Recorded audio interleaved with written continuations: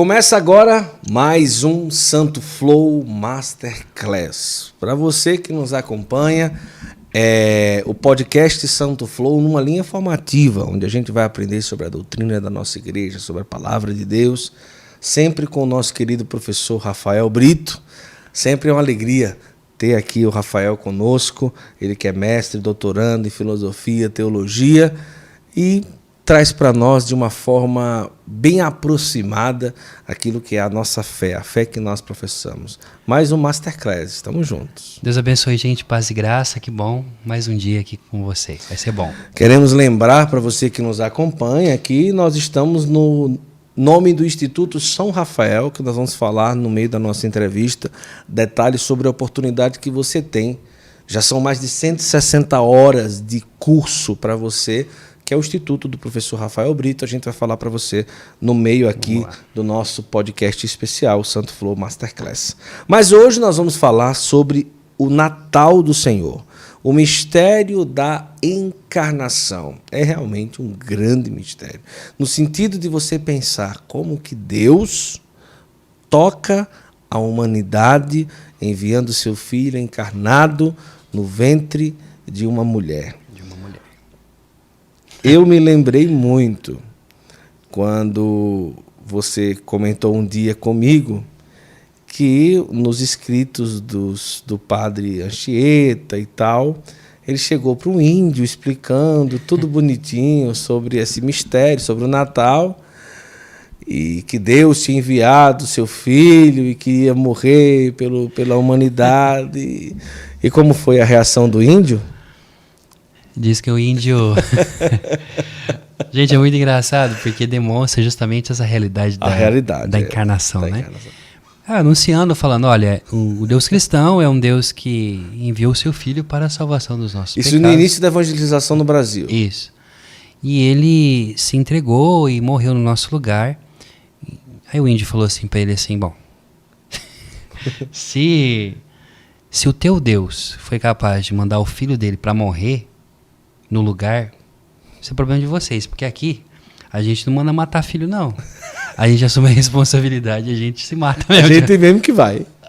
Então, aí Anchieta, escrevendo para o seu superior em Roma, ele explicava de como era impossível você chegar já com a bagagem da fé e querer, através de uma cultura, ensinar uma cultura sem passar pela enculturação. E a enculturação, na verdade, é um modo que a teologia entende como tem que ser a vida, a evangelização, o anúncio do evangelho. Né? Uma determinada cultura, um determinado povo precisa de receber aquilo que já São João Paulo II dizia, o Bento XVI e Papa Francisco fala sobre a nova evangelização. Sim. Porque a nova evangelização nada mais é de que, através de uma linguagem, através da enculturação, trazer as verdades da fé, sem declaramente vender-se aquilo ali. Então foi muito interessante, porque você vê mas peraí, o Deus mandou o filho dele morrer no meu lugar ou no lugar de alguém? Que pai que é esse que mata seu filho, né? Então, até explicar que focinho de porco não é tomada, a Anchieta teve que comer muito arroz com feijão e mandioca na época com os índios. Eu vou começar assim meio atravessado, mais uma pergunta. O Jesus criança, adolescente, sabia que ia morrer? Nossa. A gente pode afirmar isso, você acha?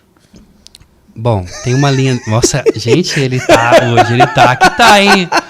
Hoje ele quer me mandar pra fogueira. Não, mas vamos lá, sim, a gente tá nós pra temos pensar.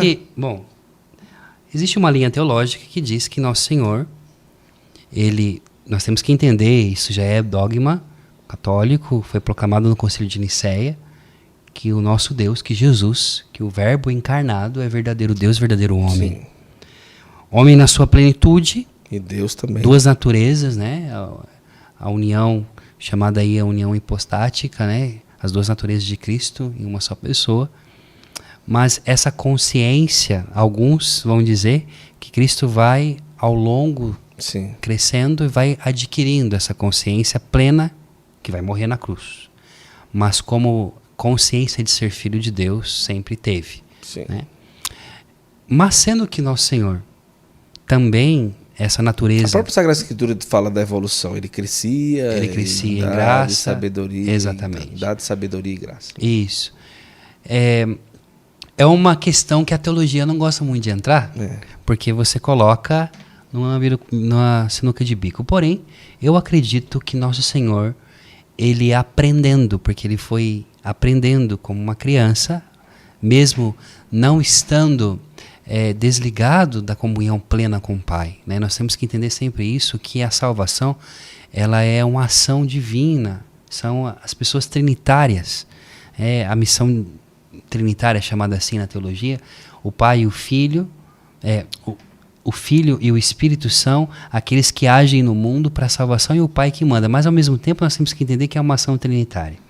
Portanto, nós podemos dizer que Jesus aprendeu, que Jesus foi sabendo com o longo do tempo, nós também podemos dizer que Jesus já tinha plenitude por ser Deus, por ser Deus. mas enquanto homem foi aprendendo Sim. e se adaptando, porque Deus, e aqui entra o paradoxo grego, como Deus morre?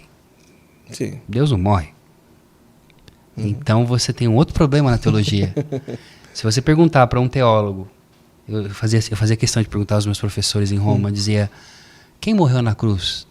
O Cristo homem ou o Cristo Deus? Sim. Deus morreu na cruz? Os caras começaram a gaguejar. Mas claro que é Deus que morreu. O Deus cristão, ele desceu tanto para ir encontrar a gente na morte. E a gente vai falar disso. Vai. Eu não sei porquê, mas eu sempre fiz, isso é uma coisa minha, uma reflexão sobre Jesus ter convivido com a madeira a vida toda, de ter morrido numa cruz de madeira. Eu sempre pensei sobre isso, tipo assim, o José tinha amigos carpinteiros, tinha amigos que preparavam a cruz. Sim. Né? Isso sempre me indagou. Disse, rapaz, Jesus passou a vida inteira convivendo com pessoas que preparavam a cruz dos crucificados, né? Mas isso é coisa de gente assim. Não, meio... eu já pensei isso também, pode Já continuar. pensou isso também? Vai, continua. Não, mas eu sempre fiquei pensando se claro, tudo é plano, é desejo de Deus, mas como que Deus também pode ter, na verdade assim, como que no processo todo isso também pode ter sido assim, Jesus crescendo, convivendo, não sei, mas o fato de Jesus ter nascido e criado numa carpintaria, eu acho que não foi algo assim Não, mas o que nada, você está né? dizendo é algo interessante. São Francisco, ele dizia isso, ele falava que a vida de Cristo ela era sintetizada em 2 madeiros. Ele dizia no madeiro da manjedoura e no madeiro da cruz. Isso. E justamente a madeira, por que a madeira, né? E aqui tem toda uma simbologia, apesar de ter sido algo real, Isso. a cruz é algo cruento, real. Nosso Senhor foi torturado, Nosso Senhor foi morto, Nosso Senhor, ele padeceu na cruz e nós professamos. Sim. E homens e mulheres ao longo do século deram sua vida para poder defender essa realidade de fé. Não foi só Jesus que morreu numa cruz, assim, do jeito que ele morreu, sim. Mas isso aí, claro, é outro podcast, né? Mas vai, continua, vamos lá. Sim, é Deus se entregando. Sim. É Deus entregando o seu filho. É o filho se entregando à vontade do Pai para buscar os seus irmãos. E aqui nós vamos entender por que ele se encarnou. É essa a pergunta. Por que Deus se encarnou? Exatamente. Vamos falar do Natal. Vai. Vamos falar do Natal. Vamos lá. O Natal, a palavra Natal vem justamente de nascimento. O Natal ele era celebrado já em Roma, na festa de 25 de dezembro, historicamente. Era a festa dos solis invictus, né? Que era a festa do sol. É um deus romano, aí que começa a ter uma propagação entre os soldados romanos, as legiões romanas, onde se acreditava que esse deus, esse jovem, de alguma forma também era o deus Apolo, de alguma forma, mas que também era o deus que rejuvenescia, que vinha e tudo mais. Então se celebrava na data de 25 de dezembro no Império Romano. Se celebrava o nascimento do Solis Invictus, porque se dizia que esse deus era o deus, de alguma forma ele tinha uma semente de um certo monoteísmo, apesar de todo o politeísmo que tinha em Roma. que os cristãos fazem quando aí Constantino, de alguma forma, autoriza a religião, com o Edito de Milão, o cristianismo em todo o império? Os nossos pais, os nossos padres, os nossos bispos, entendem que então nós temos que, no lugar dos solos invictus, nós temos que celebrar o nascimento de Jesus. Então, por isso que é dia 25 de dezembro. Não necessariamente, cronologicamente, Jesus nasceu dia 25 de dezembro. Mas nós celebramos esse dia e fazemos o memorial, porque já começa a Páscoa aqui, o mistério pascal do nascimento de Nosso Senhor. E é muito interessante quando você volta muitos anos atrás nessa cultura do sol. E é muito lindo isso. Por isso que tem, por exemplo, os símbolos do Natal. Você vai ter as luzes, que é justamente essa realidade do sol, da luz de Cristo, que é a luz da estrela do Natal, a estrela da manhã, a estrela que aqueles pastores veem, que Mateus explica que os magos veem guiados pela estrela. Justamente é essa estrela da manhã, que é o próprio Cristo, que ilumina a nossa vida. Bom, se você volta na 18ª dinastia no Egito, aí por volta do ano 1900 antes, 18º século antes de Cristo, 18ª dinastia, você vai ter naquela região, no Egito, Akenaton. E Akenaton foi um faraó que do nada resolveu acabar com todos os outros deuses do Egito. Falou, agora é o seguinte, não vai ter mais panteão aqui, então a gente está gastando muito dinheiro com o templo, vamos economizar esse negócio, vamos mandar embora os sacerdotes embora, está gastando muito, vamos ter um único Deus agora. E vai ser o Aton, né? Que era o Deus Sol. Então, o que ele faz? Ele constrói grandes templos ao Deus Sol e de alguma forma parece que entra um certo monoteísmo na história do Egito. Porém, não é um monoteísmo de um relacionamento com um Deus único, mas claramente é um desejo, que aqui alguns estudiosos, sobretudo alguns judeus, vão dizer que provavelmente é nessa época em que os Hyksos, ou então o povo semita, de alguma forma aí já entra um pouco a história de José, que começa a influenciar no Egito para essa adoração a um Deus único, né? Então tem uma semente de monoteísmo muito interessante aqui. Então você tem essa realidade do sol já nos egípcios, depois você vai ter o deus Apolo, que tem a sua carruagem que atravessa o céu. Você tem o próprio Akenaton, que esse sol que ele acreditava que o sol ele se punha, né? Ele se levantava e se punha. Então essa realidade da noite, em que o sol entrava debaixo da terra e acontecia uma grande batalha entre os deuses para ele poder renascer de novo. Então é um ciclo solar, assim, vamos dizer assim, né? Estou falando bem apressadamente porque a gente não tem tempo. Mas aí você tem também nas culturas aqui da Mesoamérica, entre os astecas e os incas, essa cultura do sol. Então, a realidade do sol em si está impregnada em todas as culturas. Se você vai ver, por exemplo, na Ásia, no Japão, o Japão é chamado de a nação do sol poente, né? Você tem até o próprio sol já na própria bandeira do Japão. Enfim, o sol sempre intrigou os nossos antepassados, sobretudo os nossos povos do tempo do Neolítico, do Paleolítico, quando começaram a escrever, a fazer as suas artes rupestres nas cavernas, perguntavam, cara, se não tem sol, não tem vida, não tem nada. Então o sol sempre foi um símbolo da divindade. Sim. Então você tem então essas remanescências no Egito, que depois, por sua vez, na Grécia, que por sua vez depois Roma, que vai sintetizar tudo isso. Só que aqui você tem algo interessante a esse respeito, porque aí a igreja faz uma leitura. E a igreja vai dizer, ele é o amado das nações.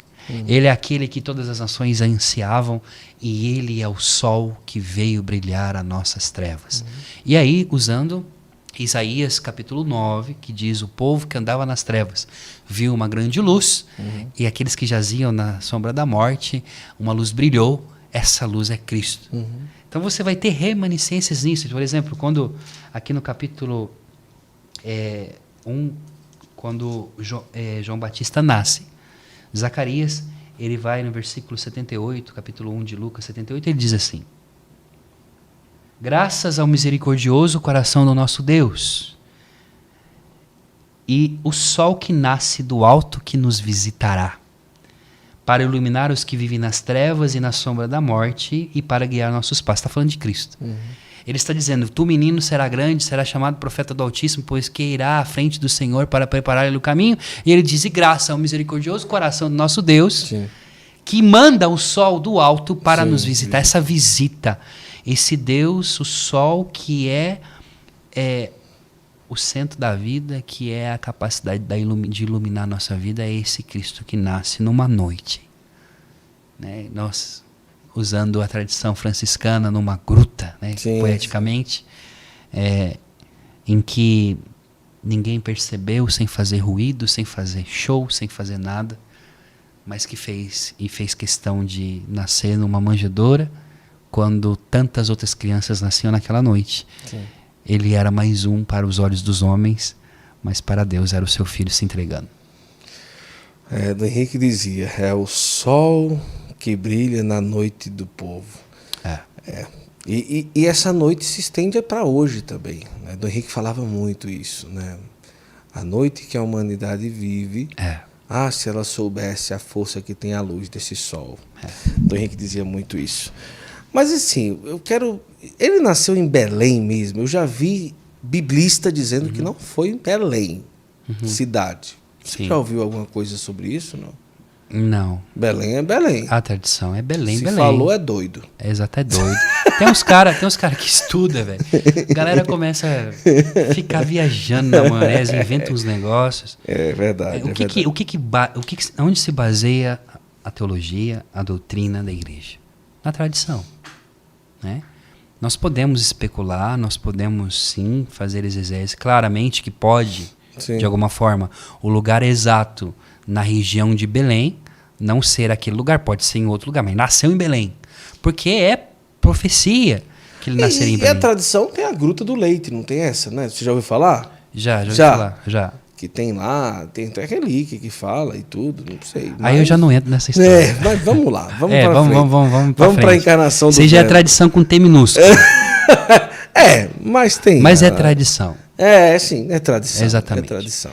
É bonito ver a simbologia. Vamos olhar a simbologia disso. Não estou dizendo que não existe, que não é, tá? Estou falando que não vou entrar nesse assunto. Isso. Mas por que a Gruta do Leite? Porque isso que é tudo branco lá, né? Eu não fui ver. Eu não conheço. Mas me falaram que é o lugar onde Nossa Senhora amamentava. Então essa beleza. Pode ser, são vários lugares. Nossa Senhora não amamentou num lugar só. Mas é o lugar que nos remete à memória de que Deus, que é providência, que alimenta todas as coisas, mamou. Cara, o Natal, eu costumo dizer em casa, gente, o Natal tá chegando, minha esposa também, a Lília, ela também fica toda... O Natal é a nossa festa, porque o Natal é Deus vindo me visitar.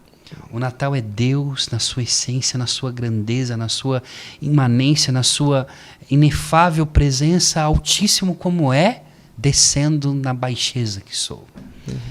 Isso é tão poderoso que quando os cristãos, então, começam a celebrar o nascimento de Nosso Senhor na noite de Natal, isso se torna tão natural, de alguma forma, para o Império Romano em si mesmo, porque eles falam, uau, é mais do que o Solis Invictus. Porque o Solis Invictus, ele vive lá e ele, de alguma forma, nós o adoramos daqui. Sim. Mas esse não, esse é o Sol vitorioso.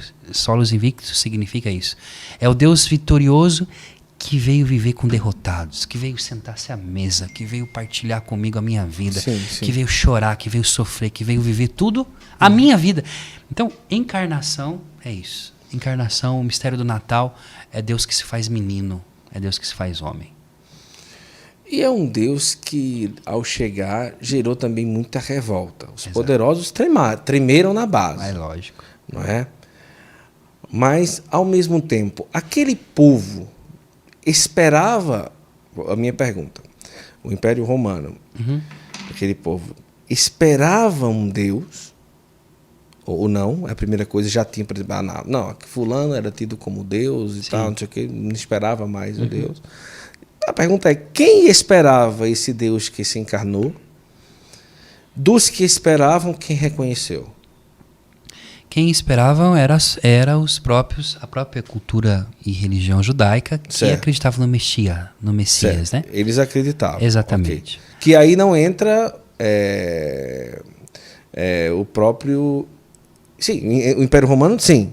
Não, sim, entra, sim, tá. Sim. Cultura judaica. Beleza, vamos lá, vai, continua. E você também tinha também, por exemplo, os essênios, Sim. que eram sacerdotes do templo que se desligaram do templo por causa da corrupção e eles acreditavam no Messias. Então não houve um tempo que os judeus chegaram a querer acreditar que aquele menino fosse Deus ou não? Ou nunca aconteceu isso? Nunca aconteceu. Porque se você perguntar para um judeu hoje, ele vai dizer que Jesus é um grande rabino, é um grande... Tá. Eles respeitam muito, porque é um judeu que fundou uma religião monoteísta. Certo. Assim, né? Eles vão dizer. Eles pensam. Tá. Existe sim esse respeito, tanto que nós temos um relacionamento muito bonito com os judeus hoje.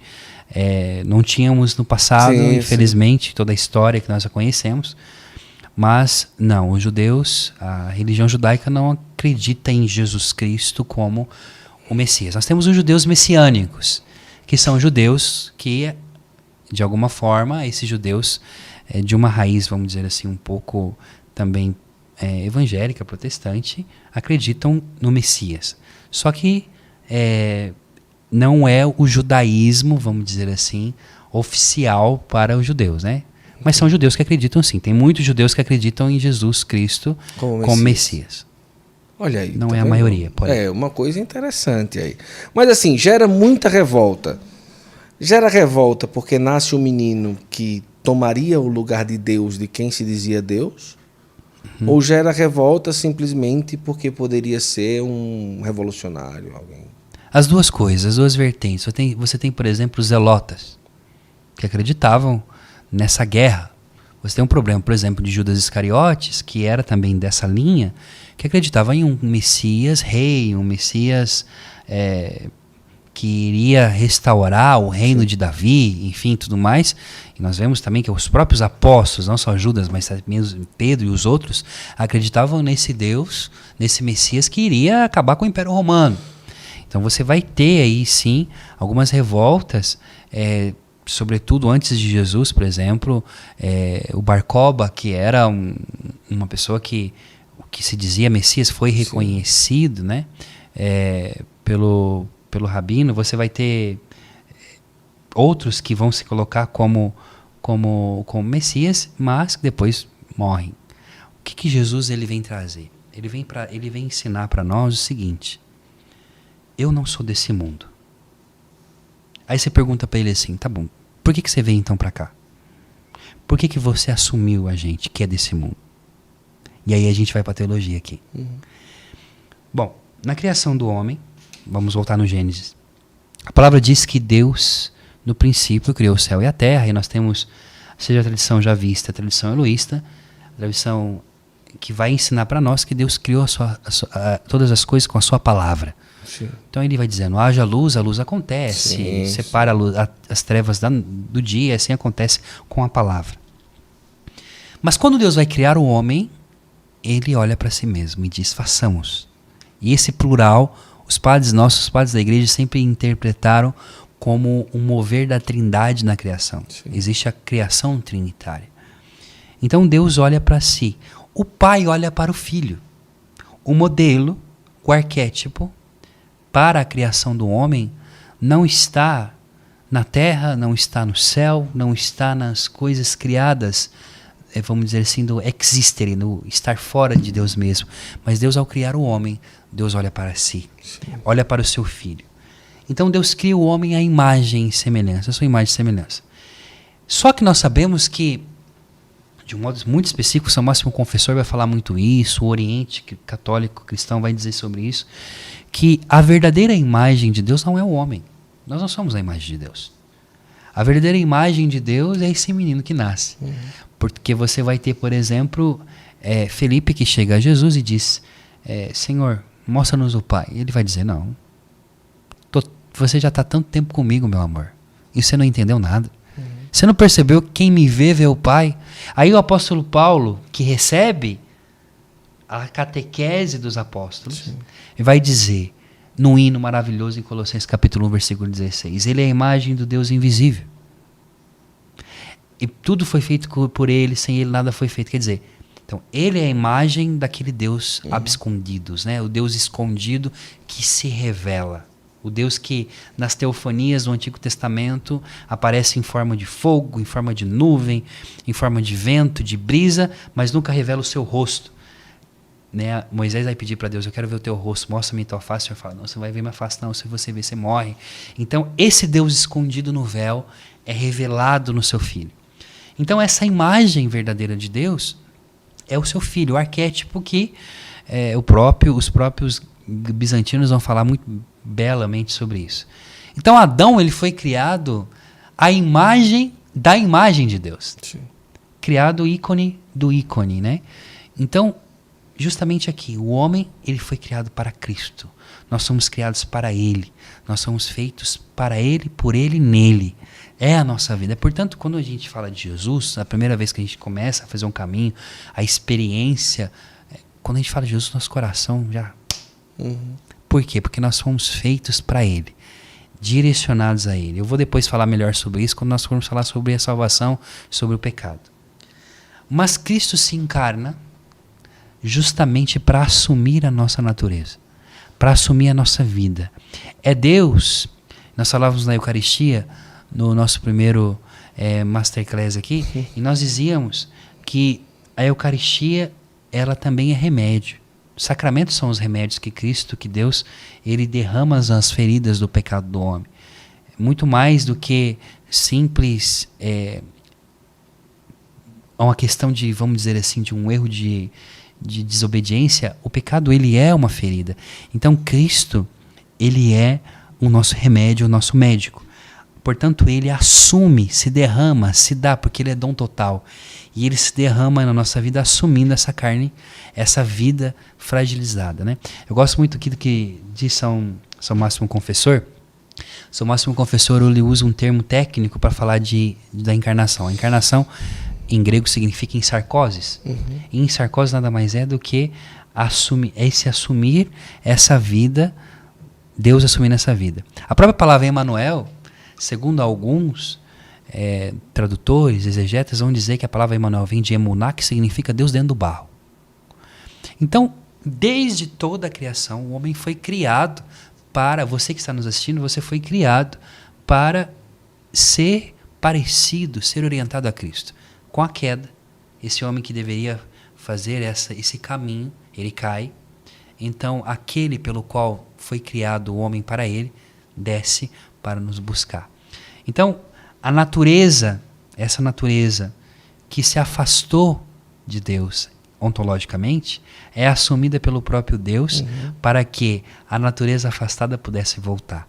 Então, o menino que se encarna no ventre da Virgem Maria, e aí acontece a nova criação do homem, porque você tem essa realidade do Espírito de Deus que no início da criação soprava sobre as águas, agora sopra no ventre, nas águas do líquido amniótico de mamãe, dentro do, meu Deus, é maravilhoso, da placenta da Virgem Maria, e que ao soprar coloca em ordem o caos que o pecado causou em nós, não soprando, mas o Filho de Deus encarnando e gerando. A partir do momento, daqueles 9 meses, no silêncio, sim, em que o próprio Deus que tecia o homem, é muito louco isso, no Salmo 138, vai dizendo, Senhor, tu me conheces, você me teceu no ventre da minha mãe, conhece e conta todos os meus ossos. É esse Deus que tece os homens na terra do útero da mãe desses homens, é o Deus que agora se tece. E São Gregório Magno vai dizer assim, ó, não olhe para o Natal como um nascimento qualquer, ou como uma concepção qualquer. Não é qualquer, porque é extraordinária. E aí ele diz, na homilia de Natal, se eu não me engano, na 32ª homilia de Natal de São Gregório Magno, ele diz algo profundíssimo. Ele fala assim, gente, presta atenção. Toda criança, na ordem natural, ela depende do pai e da mãe. Portanto, a mãe gera e nasce. Então, você vê uma mulher grávida, você fala, você está grávida. Na nossa cabeça, sim, a gente pensa, fez para estar grávida, quis estar grávida. Ele diz, não, você não tem que olhar para a mãe, você tem que olhar para o nenê que nasce. Você tem que olhar para o nenê que é gerado. Porque o nenê que é gerado criou a sua mãe que o gera. Isso. Olha! É uma viagem grande. O nenê que dá a força para poder expulsar os bebês, né? Aquela força do nascimento. Então é ele que quis nascer. É ele, é por vontade dele. Então ele já bebê, ele já, ainda ali, uma pequena célula, quando ninguém ainda sabia, sim. só Nossa Senhora que sabia, ele já manda e comanda e sustenta o universo inteiro e é frágil. Dizem que, na realidade angélica, a revolta de Lúcifer se dá, porque não é nem revolta, o que queria ser com rebelião, como Deus, mas uma das coisas mais cruciais é a não conformação de Deus tocar a humanidade através de um homem e no ventre de uma mulher. Exato. São Tem Boaventura, isso, né? é uma leitura de São Boaventura que eu amo, maravilhosa. Ele fala sobre isso. São Boaventura. Quem diz é São Boaventura, que vai dizer que o motivo da queda, ele está fazendo uma análise do texto de Apocalipse capítulo 12, e ele vai falar isso, que o motivo pelo qual o primeiro dos anjos, né, Lúcifer, aí nós podemos chamar de Lúcifer, revoltou-se foi porque Deus revelou aos anjos que se tornaria um de nós. E no ventre de uma mulher. De uma mulher. Por isso que João, no Apocalipse, ao falar sobre a mulher que está para dar à luz, ele está falando claramente sobre a igreja, né? Mas também, depois a tradição usa esse texto para falar da Virgem Maria, que está para dar à luz em dores de parto. O que você tem? Por que acontece a guerra espiritual? O que acontece é que o dragão, a antiga serpente, que foi prometida a essa antiga serpente que enganou a Eva, que uma mulher descendente de Eva um dia iria pisar a cabeça dela e que a descendência dessa mulher iria esmagar, esse dragão se coloca agora diante da mulher para poder engolir o seu filho. E ao poder engolir seu filho, esse filho é resgatado por Deus, ele é levado, enfim, nós sabemos toda a história, e acontece a batalha no céu entre os anjos. Por que acontece a batalha? Por que Miguel brada quem como Deus no céu? Por que Miguel começa o pega pra capar lá em cima? Porque um menino está nascendo. E você vai ter ressonância nessa batalha, nesse querer acabar com essa criança, quando Mateus nos conta sobre Herodes que mandou matar os santos inocentes. Então você tem essa realidade. O dragão, ele sempre é o tirano. O dragão, ele é aquele que é o poder, ao mesmo tempo que é aquele que impõe o medo. Mas uma criança sempre será a esperança, como dizia a saudosa Hannah Arendt. Hannah Arendt dizia que uma criança é a esperança do mundo, porque a criança ela chega no mundo com uma novidade. E, portanto, quando você olha para Hitler, que foi um grande déspota, que foi um grande... Hitler, ele temia as crianças porque em uma criança tem um futuro garantido da humanidade. Esses dias eu estava meditando, estava estudando, fazendo um estudo sobre angelologia, e um autor, esse autor aqui, Vladimir Lossky, ele escreveu esse livro La Teologia Mística de la Chiesa del Oriente, a teologia mística da Igreja do Oriente, e ele fala sobre o mistério do mal. Sempre se pergunta por que o mal existe. Sempre foi uma pergunta filosófica, nem teológica não é. Ela começa já na Grécia, desde os antigos. Por que existe o mal no mundo? E eu amo o que o Lossky diz. Ele fala assim, por exemplo, os anjos. Um anjo, ele é tão poderoso, ele é tão grande, que um anjo sozinho ele poderia destruir o mundo inteiro. Ele só não faz porque até os demônios estão sujeitos, submetidos à vontade de Deus. E, portanto, a providência, e, portanto, o próprio Deus que rege todas as coisas. Sim. Por isso que o mal nunca vai vencer. Sim. Aparentemente, ele pode por um momento, mas ele não tem a palavra final. Ele diz assim, o maior de todos os... Eu usando esse texto, essa é uma frase minha. Quando você olha o maior de todos os demônios, Beelzebul, Asmodeu, esses poderosos que podem destruir tudo, que pode acabar com tudo, né? Ao mesmo tempo é uma coisa tão estúpida. Porque você vê aquele demônio, ou aquele anjo, mas aquele anjo decaído, poderoso, imponente, que pode fazer estrago, e ele vem com toda a ferocidade dele. Mas quando o teu nenê chora no teu colo, o choro daquele nenê é capaz de destruir todas as estruturas do inferno inteiro. Sabe por quê? Porque Deus está nos lábios das crianças. Então, aquele neném que nasce na noite de Natal, que é o próprio Deus, que santifica essa natureza escrava do pecado, que assume para si essa prisão para nos libertar, a partir do dia, cara, isso é muito louco. E eu quero dizer isso para você, presta atenção. No dia, nós cremos que Deus, ele não é causado por ninguém. Ele é a causa de todas as coisas, mas ele não é causado. Isso aqui é uma doutrina de São Tomás de Aquino nos ensina. Ele é a causa, não é causado. A causa de você estar aqui são os teus pais. A causa do nascimento de Jesus não é Maria, é ele mesmo. É isso que Gregório ensinava. Então você tem Cristo, o Verbo de Deus, o Logos de Deus, o Pai, o Filho e o Espírito Santo, que são ligados intrinsecamente nesse mistério trinitário desde toda a eternidade. Homoousis, né? É consubstancial ao Pai, gerado, não criado. E você tem essa realidade. Agora, Deus e as pessoas divinas, elas não vivem uma do lado da outra, mas elas vivem uma dentro da outra. É essa dimensão da intimidade, de estar dentro. Ok? O Filho se encarna. Deus já faz um gesto na criação em si mesmo, criando alguém diferente dele, que somos nós. Mas Cristo sai do seio da Trindade, na sua kenosis, e entra no mundo. Ao entrar no mundo, ele é gerado no ventre da Virgem Maria. É muito louco isso, dá nó na cabeça. Porque ele é gerado no ventre da Virgem Maria, mas ele é a força para gerar todos aqueles que são gerados. Então ele se gera, enfim. E ele vai sendo gerado enquanto filho da Virgem Maria, enquanto homem. Quando ele nasce, Guta, e naquela noite, naquela barulheira que tem em Belém, aquele bebê chora. Tá com fome, tá com frio. Mas o primeiro choro do menino Deus na terra, você tem noção o que isso causou dentro do ser, dentro de Deus Pai? Sim. A gente, quando a gente tem nosso filho chora, a gente tem um trem dentro de nós. Sim, né? Com certeza. Não é? Então, cara, a partir do momento em que Jesus chorou na terra, nunca mais o choro de uma criança foi igual. Isso. Porque todo choro, toda lágrima, seja de uma criança, seja de um velho, seja de um ser humano qualquer, vai fazer Deus ficar de pé no trono. Então, Lúcifer e os demônios podem fazer o que eles quiserem, mas quando você derramar as suas lágrimas, você tem, as suas lágrimas têm o poder em Jesus Cristo de mover o coração de Deus a teu favor.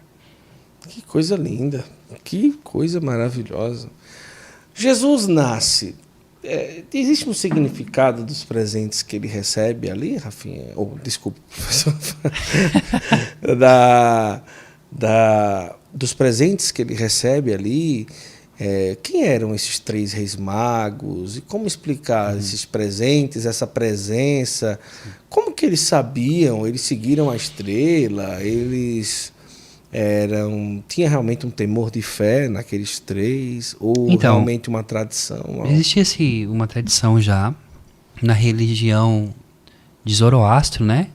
Na Pérsia, da onde que provavelmente a tradição fala a respeito desses 3 magos, esses 3 homens, príncipes que vieram de longe, porque já Zoroastro, que vive muitos anos antes do advento de Cristo, acreditava-se que existiria uma espécie de um salvador do mundo. Certo. E a religião do zoroastrismo acreditava também que quando essa criança nasceria, teria então uma indicação nas estrelas. Eles eram astrólogos. Ah, entendi. Então eles liam as estrelas, os eventos, enfim. Então é por isso que eles veem essa estrela que os guia até Belém. Claramente que isso tem também um símbolo teológico e catequético da parte de Mateus de ensinar, de novo que eu falava sobre a realidade do sol, a realidade da estrela que nos guia. O sol, ele nos guia na nossa noite, ela é a luz que nos faz poder caminhar na escuridão. Quando Jesus diz, vós sois a luz do mundo, Jesus está dizendo o seguinte: vocês são a lâmpada, né? Nós temos a lâmpada aqui, linda, que está aqui. A lâmpada em si mesma ela não possui luz, mas ela carrega a luz dentro dela. É a vida cristã, é a capacidade que tenho de alguma forma, como a Virgem Maria, de deixar Cristo ser gerado em mim pelo Pai, de ser luz nas trevas. Nós somos chamados a deixar Cristo brilhar, brilha em vós, a vossa luz. Então, eles vêm e os presentes que eles trazem. Eles trazem mirra, incenso e ouro. A mirra, ela era vamos dizer assim, o perfume. Na verdade, a mirra, ela é uma planta que ela precisa de ser esmagada para poder sair o óleo e sair também o incenso, mas também sair também o extrato. Ela era usada como remédio naquele tempo, também seja para tantas feridas, sobretudo furúnculo, essas coisas, mas também era usada também como perfume para ungir os corpos das pessoas que morriam. Então, ao entregar a mirra, ele está também significando a paixão de Cristo. Vai ser esmagado. Vai ser esmagado. Ele é o perfume. Ele é aquele que é o óleo. Esmaga. Nossa, que lindo. Né? Então, eles oferecem esse presente. Depois o ouro, né? O ouro, já o Eclesiastes capítulo 2 nos fala sobre o ouro, né? Se você se colocar a serviço do Senhor, prepara a tua alma para provação, porque é pelo ouro que o Senhor prova, pelo fogo que o Senhor prova o ouro, no cadinho da humilhação. Quer dizer, o ouro ele representa, seja a purificação, mas sobretudo a adoração. Então ali eles estão demonstrando a adoração dos povos que vieram, né? E depois você tem o incenso. Incenso que é as orações, que é a adoração, que é o relacionamento. Então tem esse significado, esses presentes. Os pastores, a palavra diz que eles levaram presentes. Nós não sabemos quais são os presentes que esses pastores levaram para Jesus. Mas nós temos uma intuição. Pastor cuida de ovelha, com certeza. Levou leite para José e Maria, levou queijo, levou a primeira coberta que Jesus se cobriu. E aí isso demonstra o quê? Demonstra a humanidade que é capaz e foi criada a imagem de Deus para ser um dom. Sim. O presente, na verdade, são dons. Deus, ele nos fez um dom para o outro. A vida ética, a vida de testemunho, a vida de martiria, a verdade, a palavra martírio significa testemunhar Cristo, Sim. é você ser um dom para o outro. Sim. Então, por isso que no Natal nós trocamos presentes. Nós trocamos presente, não é só no Natal. Tem gente que troca presente só no Natal, porque acabou e nunca mais querem saber do familiar. Não, eu sou, com aquele símbolo eu estou dizendo, eu estou me tornando um dom para você, né? Você tem a árvore de Natal, por exemplo, Sim. que representa justamente o que nós falávamos sobre a madeira. Né? Por que Cristo, é lindo isso, né? Cuidava de madeira. A madeira, ela tem como sua forma a árvore. Né? Cristo, ele é a árvore da vida. Sim. A cruz é a árvore da vida e o fruto dessa árvore é o próprio Jesus que se entrega. Então, aquela árvore, aquele pinheiro, né? Por que o pinheiro? Porque é a tradição nórdica, é a única árvore que no meio da neve fica verde. E é justamente isso. Por que um pinheiro, eu acho lindo isso, consegue no meio de qualquer temperatura ficar sempre verde? Porque ele tem um óleo dentro dele, que a gente usa até mesmo o pinho-sol, né? Sim, a gente fazendo pinheiro. Propaganda aí, ó, para poder limpar. É um óleo que o mantém e que consegue manter a temperatura. É muito bonito que está sempre verde. Então, no meio do inverno da vida, é aquele que sempre vai estar verde. É aquele que é a esperança no meio da secura da vida, né? E você depois tem as luzes, que é justamente essa ideia do Cristo, que é a luz do mundo. Você vai ter lá as maçãs, aqueles Sim. frutos ali, que se Eva não podia tocar naquele fruto, porque morreria, hoje nós podemos comer desse fruto, Sim. que é a própria Eucaristia. Nós vamos falar agora de uma forma mais prática assim, sobre o Natal, o tempo do Natal Sim. e tudo. A gente vai falar sobre isso. Mas eu quero lembrar para você de uma forma bem interessante agora, você que está nos acompanhando, tá certo? Do Instituto São Rafael, tá certo? Para você que está nos acompanhando agora, eu vou colocar aqui para todo mundo assistir. Pronto, aqui, pronto. São Rafael está aqui. Pronto. Você vai colocar um vídeo aí. Fala um pouquinho sobre o Instituto São Rafael. Você já tem 160 horas. O vídeo está passando já aí, produção? Está passando. Fala aí um pouquinho. O pessoal contribui de forma recorrente. Isso. O Instituto São Rafael tem acesso a todos os cursos. Exato. O Instituto São Rafael ele é um desejo que nasceu no meu coração de poder trazer toda essa bagagem que eu tive em Roma e também com amigos como o Padre Mateus, o Padre Pedro, que são doutores, mestres como eu, o Padre Rafael Romão e a Priscila, para poder trazer essa experiência da teologia, da filosofia, da espiritualidade, da própria palavra de Deus, em uma linguagem profunda, simples, mas também com responsabilidade. Então você vai aprender sobre espiritualidade, sobre teologia, nessa profundidade que nós estamos falando. Tem os preços de recorrência, você tem acesso às aulas ao vivo de toda quarta-feira às 21 horas. Toda quarta-feira tem aula ao vivo. Isso. Certo. E depois todo o conteúdo. São 160 horas só de estudo bíblico que eu fiz. Entendi. Mas nós temos já alcançamos mais de 280 aulas ali dentro. Então temos cursos de teologia, nós temos curso sempre de angelologia. De novos cursos? Sempre. Agora, na Quaresma de São Miguel, eu fiz um curso de angelologia com ênfase em São Miguel, em miquiologia, que não tem no Brasil. Que não tem. Então você também tem, por exemplo, o Mariano, que é um curso de Mariologia. Vai sair um curso de pregadores, vai sair um curso aí também de formação humana. Então, tá sempre renovando lá. Tá aí o site, o vídeo já passou, tudo bem direitinho. Nós estamos aqui, o Santo Flow Masterclass é no oferecimento do Instituto São Rafael. Vale a pena você ser um aluno desse instituto e aprender como a gente está aprendendo aqui, mas de uma forma mais aprofundada, tá certo? Então procura lá, tenho certeza que você não vai se arrepender. É um preço que é acessível, vale a pena a gente querer conhecer mais e mais sobre a nossa fé, não é? Exato. É isso aí. Professor Rafael, agora talvez seja uma das celebrações, festas mais importantes da humanidade para o cristão, Sim. Ela e a Páscoa, Sim. mas também uma das mais maculadas. Sim. De que caiu mesmo na besteira, de Papai Noel, de peru, de Chester, de comida demais. Não, tudo bem, comida não vai fazer mal. Mas assim, é impressionante como o sentido para o cristão do Natal, rapaz, tá longe. Assim, eu acho que se for colocar em porcentagem, não é? Que tristeza, né? Eu gosto de uma frase do Chesterton que ele fala a respeito do Natal. Ele diz assim: aquele que não encontrou uma casa para o seu nascimento, hoje é causa de festa em todas as casas no mundo. Olha, muito bom, gostei. É lindo, lindo, lindo.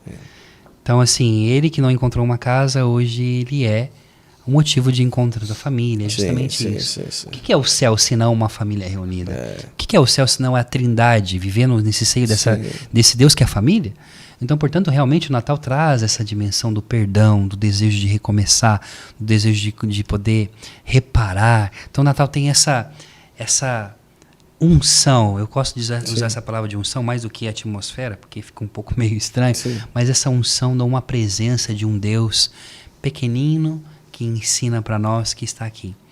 Uma outra frase do Chesterton que eu amo, que ele diz assim, olha, as mãos que sustentam o universo com essa direita e o outro lado do universo com a esquerda são muito pequeninas para tocar a cabeça do burro na noite de Natal. Olha só. O que ele quer dizer com isso? Deus se fez tão pequeno, tão frágil, que ele agora Ele que é a providência que cuida de todas as coisas, precisa de alguém para poder cuidar dele, para dar de alimentar. Ele que sustenta os nossos passos, como diz Provérbios, é aquele que vai ter que segurar nas mãos da Virgem Maria e de São José para caminhar, dar os primeiros passos. Então é um mistério muito grande. Então quando você olha para o Natal ele foi pensado pelos primeiros cristãos para ser uma festa de adoração, para ser uma festa de lembrar aquele que se dignou a descer aonde mais profundo do ser humano, mais pequenino, se tornando frágil, para ensinar para nós que nós precisamos de voltar para casa. Cristo se encarnou para nos levar de volta para o paraíso que foi perdido. Sim. Então, você tem aí o Papai Noel. Papai Noel é uma corrupção aí em relação a São Nicolau, que era um bispo que entregava presentes, tudo mais, enfim, tudo mais. A gente vê que depois se tornou aí uma relativização, né? Você não vê, por exemplo, alguém vestido de menino Jesus para dar presente. Porque quem é o aniversariante é Jesus, não Papai Noel. A mesma coisa fizeram com a Páscoa, né? A Páscoa não é o Cristo que se dá, mas é o coelho. O coelho também tem um significado, que a gente vai falar isso uma outra vez, Sim. mas tiram o essencial e ficam aquilo que é os acidentes, né? Sai da centralidade, que é aquilo que dá a vida, e a gente fica na margem. Então, o Natal ele deixou de ser há muito tempo uma festa, é muito doído dizer isso, uma festa cristã. Ela hoje é uma festa mais pagã do que cristã. Mas só no Brasil ou você tem mundo conhecimento que inteiro. no mundo inteiro é assim? No mundo Na inteiro. Itália era assim? Mesma quando coisa. Você morava lá, mesma coisa? Morou aonde você mais? Itália? Agora, assim, claro, não posso generalizar, né, gente? Não é que... Não, assim. Mas eu morei na Polônia, por exemplo. A Polônia tem algo muito interessante. Na Polônia, eles vivem o advento, é muito louco na Polônia, eles vivem o advento igual a quaresma. Ah, tá. O advento lá na Polônia é jejum e penitência e tudo mais. Mas na Europa ainda mantém-se um pouco essa chama, assim, mas não entre os cristãos. Entre o povão, entre a cultura total, não. O pessoal está preocupado em decorar a casa, em colocar o Papai Noel, colocar as luzes, ficar aquela coisa bonita, né, e tudo mais. Mas não deixa de ser um símbolo de Cristo ainda. O que sempre me intrigou, por que tanto sangue teve que ser derramado quando Jesus nasceu? Dos santos inocentes. Que é algo assim, que passa depois do Natal, meio que, tipo, passou, né, assim, passa porque é a ressaca do Natal. Santos Inocentes é a ressaca do Natal, né? Exato. Depois ali já celebra os Santos Inocentes e muita João. gente nem vai, e depois, então, mas o que explicar uma dor tão grande no nascimento de um menino? Não dizer o porquê, mas como explicar tudo isso?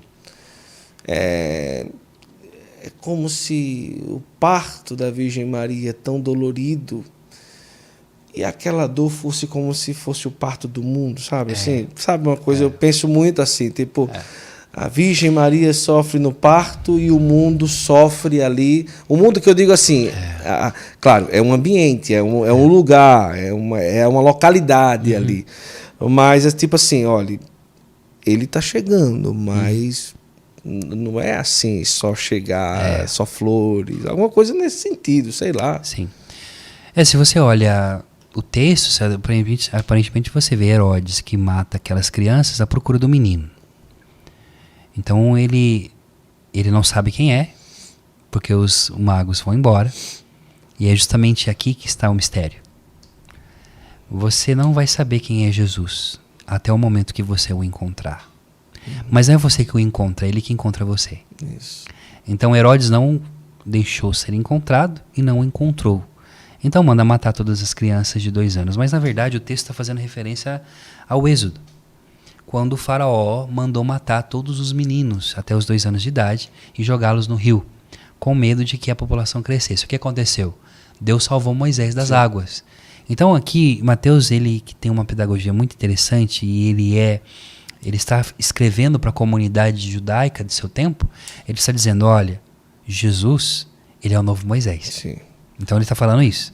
Agora, por que essas crianças morrem? E é a pergunta do mundo. Por que existe o sofrimento? É a pergunta do justo. Porque quando você, por exemplo, você tem um adulto, fica doente e morre por alguma doença, você fala, cara, o luto ele é doído.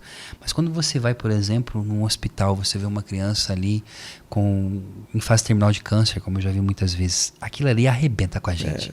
E a gente pergunta, por que uma criança sofre? Por que o mal também atinge a criança?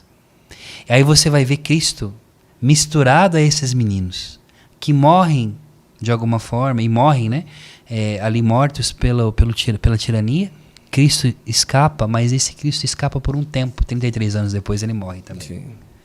Então já Jesus ali, ele está já na sua encarnação. Já dizia Giuseppe Briennio, que é um autor bizantino, que ao usar também os padres da igreja, dizia assim, a encarnação do verbo já é semente de vida eterna. Quer dizer, aqueles meninos, o sangue daqueles meninos que morrem, daquelas crianças, se misturam com o sangue do madeiro da cruz. Os santos inocentes que a igreja celebra hoje não é aquelas crianças de Belém.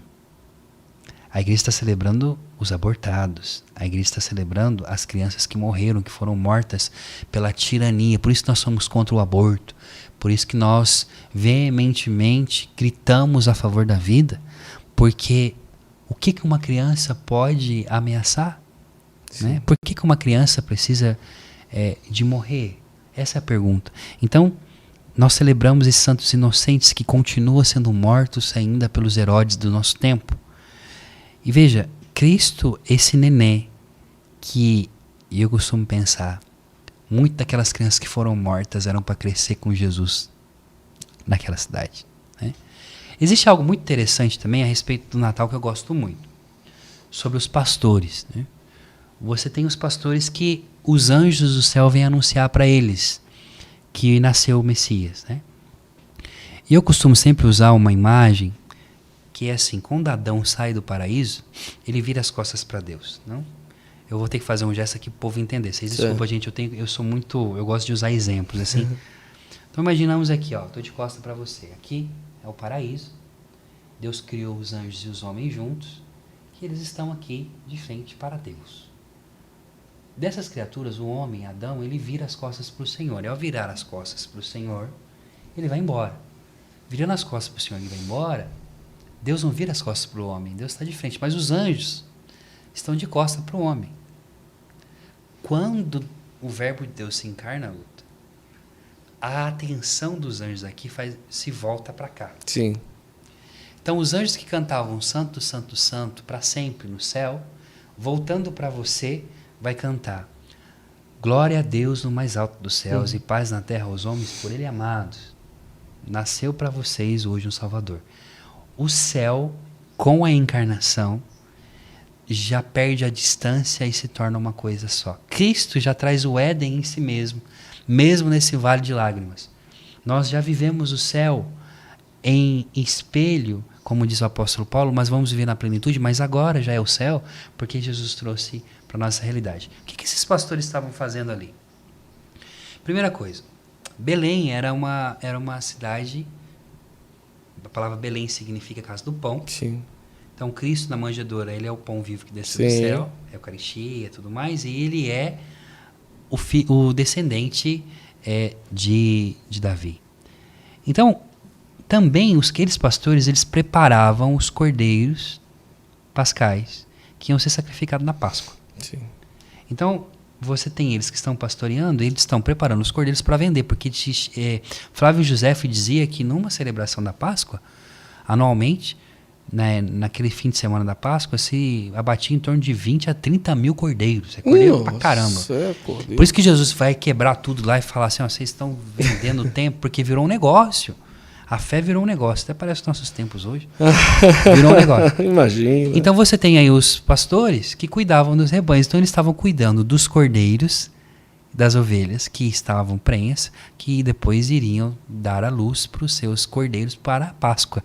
Quando os anjos anunciam que nasceu um Salvador, está fazendo referência ao Cordeiro de Deus que tira o pecado do mundo, que está em Belém, na casa do pão, que é aquele que tira o pecado do mundo. É maravilhoso. E os pastores, eles não podiam entrar no templo, porque eles eram impuros. Sim. Eles tinham que passar por todo um ritual. Mas como você vai passar por um ritual se você é pobre? Vai parar de cuidar das suas ovelhas, você morre. Sim. Então eles nem iam. Eram gente que estava fora dos muros. Eram pessoas que esperavam ansiosamente a vinda do Messias para a libertação dos impostos também e da opressão dos romanos. E por isso que é para eles, e não para quem está no templo. É para quem está fora. O anúncio do evangelho não é para quem está dentro da igreja, não. Mas tem muita gente dentro da igreja que já não está mais. Tem muita gente dentro da igreja que está perdido dentro de casa. Verdade. Agora, a palavra manjedoura, ela remete também à questão da gente pensar, né? O próprio Cristo vem ao mundo como alimento. Né? A manjedoura, lugar de comida, né? Tudo como ali a gente entende isso. Mas a questão de Jesus ter nascido ali num curral, num estábulo e tal, sempre também me fez pensar muito em relação a isso, né? a presença de José como provedor que sofre ali, vai em 3 lugares e não consegue, e nasce ali. Eu vejo a humanidade ali, imagina, só José, só Nossa Senhora, os dois ali, e nasce o menino e aquela coisa toda. Mas sabe uma coisa que também... O porquê que José não utilizou da divindade de Jesus, ou se utilizou em dizer, olha, aqui é Deus e vocês estão rejeitando, não é?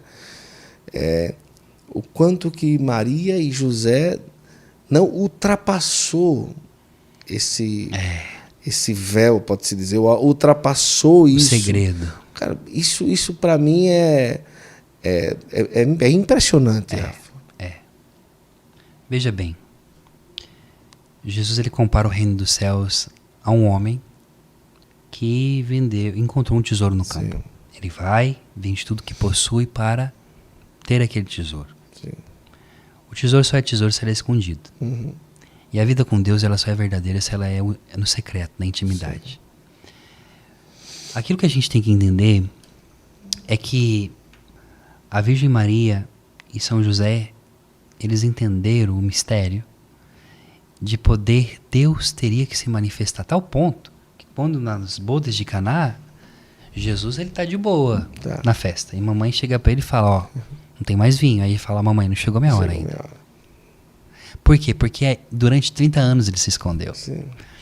O mistério escondido, Deus ele é o escondido. Por isso que nós temos a teologia da inabitação da Trindade, que nós vamos falar isso depois, que é algo poderoso.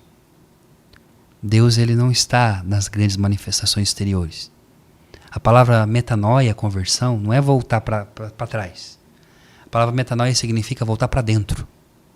Aonde eu encontro o Senhor, encontrarei eu dentro de mim mesmo. Agostinho, né? Tu estavas dentro e eu fora, né?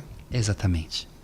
Então, assim, eles não utilizam, e também a providência assim o quis, é um mistério, nós não sabemos se eles tinham plena consciência disso, mas o Espírito que rege todas as coisas, que inspira também os nossos passos, escondeu esse menino. Mas revelou a poucos. A quem? Aos excluídos, aos impuros, aos pecadores. E Jesus até mesmo enquanto ele se manifesta na vida pública, onde Jesus vai estar se manifestando o tempo inteiro, o tempo todo, na casa dos pecadores, na casa de Levi, na casa da prostituta, na casa de Simão, e sempre com pecadores, e as pessoas vai ter a fama de ser o beberrão, de ser o glutão, de ser quem que bebe cerveja, que toma vinho, que gosta de comer pra caramba. A fama de Jesus era essa. Não vão atrás desse homem, porque esse homem não é um homem virtuoso, que ele bebe muito, ele gosta de festa, ele está sempre em festa, as pessoas fazem festa para ele. E Jesus não está nem aí para isso. Por que Jesus não está nem aí? Jesus não está nem aí para isso? Porque a meta de Jesus, a meta da encarnação do Verbo é encontrar você, assumir tua vida. Então, eu sempre fico olhando para a fama de Jesus em Israel no seu tempo. A fama de Jesus no seu tempo em Israel, até hoje no Talmud, que é uma escritura considerada sagrada para os judeus, que reúne as tradições orais dos pais, eles falam a respeito de Jesus. Eles vão dizer que Jesus era filho de uma mulher que traiu José, ele era filho de um adultério, né? Nossa. Então Jesus ele era muito mal falado entre a elite, por isso que ele vai então para fora dos muros, né? Mas isso aqui é para outro momento. Que maravilha, já deu 1 hora. Já deu 1 hora. Eu nunca vi o Natal sendo visto de uma ótica tão diferente. Eu acho que para o pessoal que está acompanhando também foi muito especial. Que bom, louvado seja Teríamos Deus. algo a acrescentar sobre o Natal que você queria deixar marcado? Não. Sim, eu queria que você nesse Natal, quando for entregar os presentes, não dê presentes comprados. Dê você mesmo, seja você um dom.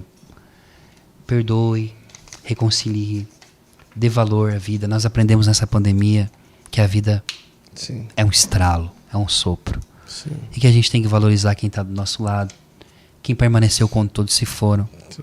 Que nós não vamos levar nada nesse mundo. Então que nesse Natal, encontre o menino. Encontre o menino que está com sua mãe e seu pai pedindo uma casa para passar a noite. Sim. Deixa ele entrar e transformar a tua casa, transformar a tua vida. Eu desejo a você um Feliz Natal. Muito bom. Pessoal, que Deus abençoe a todos vocês. Até o próximo Santo Flow Masterclass. E aqui é assim, formação, doutrina, mas desse jeito aqui, contraído, leve, que chega até o nosso coração. Até a próxima, se Deus quiser. Deus abençoe.